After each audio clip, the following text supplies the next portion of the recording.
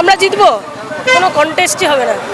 সাধারণ খেটে খাওয়া গরিব মানুষের লড়াইকে শক্তিশালী করেছে এই লাল ঝান্ডা, এবং আগামী দিনেও যাদবপুরের মাটিতে এবং গোটা পশ্চিমবঙ্গের মাটিতে খেটে খাওয়া সাধারণ গরিব মানুষের লড়াইকে শক্তিশালী করবে লাল ঝান্ডা।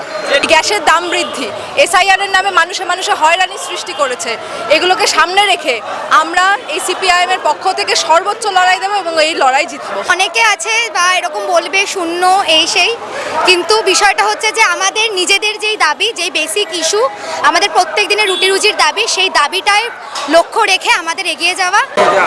আজকে প্রার্থী তালিকা ঘোষণা হলো, যাদবপুরে এবার তোমাদের ক্যান্ডিডেট বিকাশ রঞ্জন ভট্টাচার্য। তো প্রার্থী তালিকা ঘোষণার দিনই সন্ধ্যায় মহামিছিল, যা জনসমাগম দেখছো, এবার কি তোমরা পারবে জিততে যাদবপুরে? অবশ্যই পারবো। বর্তমান সময় দাঁড়িয়ে গোটা যাদবপুর বিধানসভা অঞ্চলে, শুধু যাদবপুর বলে না, গোটা পশ্চিমবঙ্গ জুড়ে যেভাবে তৃণমূলের সরকার এসে দুর্নীতির মাধ্যমে শিক্ষা থেকে শুরু করে সব জায়গায়, শিক্ষা, স্বাস্থ্য, মুদ্রা কথা মানুষের রুটি রুচি যেভাবে মানুষকে ক্রমশ দূরে সরিয়ে রাখা হচ্ছে। সুতরাং এই জায়গায় দাঁড়িয়ে এবং অপরদিকে দাঁড়িয়ে বর্তমানে সোকল বিরোধী দল যেটা বিজেপি হয়ে রয়েছে, তারা শুধুমাত্র মন্দির মসজিদ রাজনীতির বাইরে গিয়ে আর কোনো কথা তারা বলতে পারছে না। তো সেই জায়গায় দাঁড়িয়ে বর্তমানের সময় দাঁড়িয়ে আমরা একসাথে এই লড়াইটা লড়বো, এবং এই বাইনারি যেভাবে মেইনলি যে মিডিয়াগুলো রয়েছে, যেভাবে তৃণমূল বিজেপির বাইনারি দেখাচ্ছে এখন মানুষ, এখানে দেখে তোমরাই বুঝতে পারছো যে এত মানুষের জনসমাগম হয়েছে, সেই জায়গায় দাঁড়িয়ে আমরা এবারে জেতার পরিস্থিতি। অবশ্যই এখন দেখা যাক, জনতাই যদি বসে বলেছিলেন মানুষই ইতিহাস রচনা করে, ফলত মানুষ, জনতা, ভোটার যারা, তারা সিদ্ধান্ত নেবেন। আমরা আমাদের দাবিগুলোকে সামনে নিয়ে, বামপন্থীরা তাদের সুস্পষ্ট দাবি নিয়ে বারংবার নির্বাচনে আমরা লড়াই করেছি। আমরা কখনো জিতেছি, কখনো হেরেছি, কিন্তু দাবির লড়াই থেকে বামপন্থীরা কখনো সরেনি।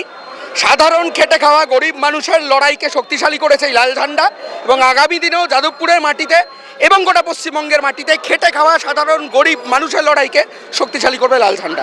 যাদবপুরে এবার কি সিপিএম জিতবে কি মনে হয়? মিছিলে তো হাঁটছো।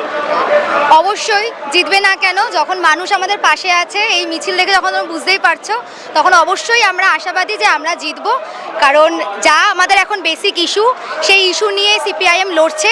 সেই ইস্যু শুধুমাত্র সাধারণ মানুষের ইস্যু, এবং আমরা যারা ঘরে থাকি, আমরা যারা রাস্তায় চলাফেরা করছি, যারা কাজে যাচ্ছি, যারা ছাত্রছাত্রী, আমাদের মতো স্টুডেন্ট, তাদের প্রত্যেকের সাথে এই দাবিগুলো একমত। সুতরাং অবশ্যই সিপিএম এইবার যাদবপুরে জিতবে। গতবার নির্বাচনে তো তৃতীয় স্থানে, সেখান থেকে একে আসার এই কনফিডেন্স কোথা থেকে পাচ্ছ? কনফিডেন্স আমাদের মধ্যে সবসময় ছিল। এরকম অনেকে আছে বা এরকম বলবে শূন্য এই সেই, কিন্তু বিষয়টা হচ্ছে যে আমাদের নিজেদের যেই দাবি, যেই বেসিক ইস্যু, আমাদের প্রত্যেক দিনের রুটি রুজির দাবি, সেই দাবিটায় লক্ষ্য রেখে আমাদের এগিয়ে যাওয়া। এই লক্ষ্য যখন আমাদের স্থির রয়েছে, তখন আমাদের আর আশা, মানে নিরাশা হওয়ার কোনো জায়গা নেই।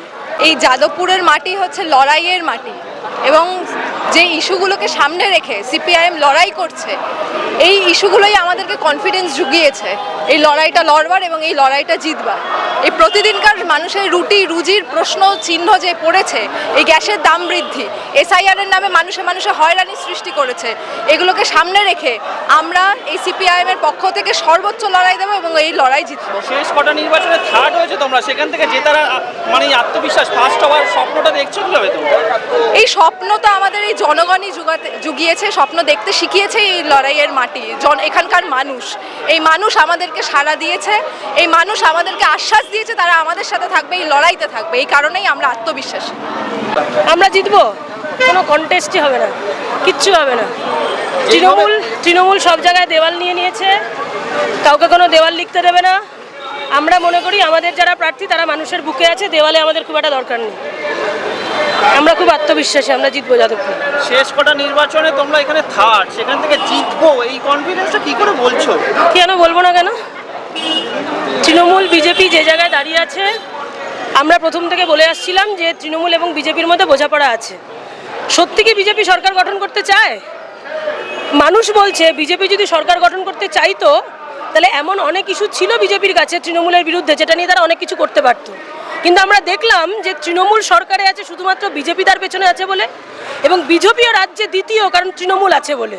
ফলে আমাদের বিশ্বাস, শুধু বিশ্বাস নয়, আত্মবিশ্বাস, যে এই নির্বাচনে মানুষ তারা বামেদের পক্ষে ভোট দিয়ে তারা যে ভুল করেছে গত 3টে 4টে 5টা নির্বাচনে, সেটা তারা উত্তর দেবে।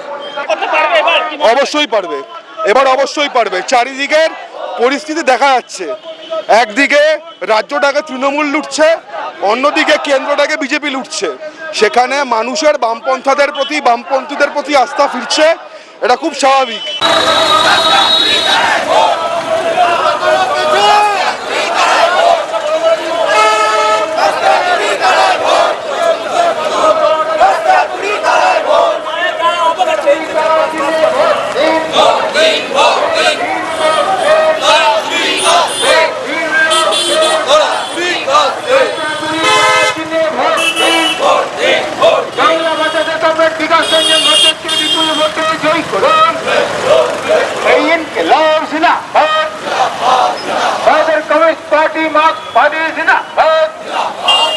রাজ্য জুড়ে তৃণমূল কংগ্রেসের এই রাজ্যের বিরুদ্ধে সমস্ত মানুষ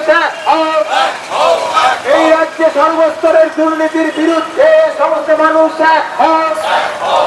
শিক্ষাক্ষেত্রে দুর্নীতির বিরুদ্ধে সর্বস্তরের মানুষ স্বাস্থ্যক্ষেত্রে দুর্নীতির বিরুদ্ধে সমস্ত মানুষ এই চাকরি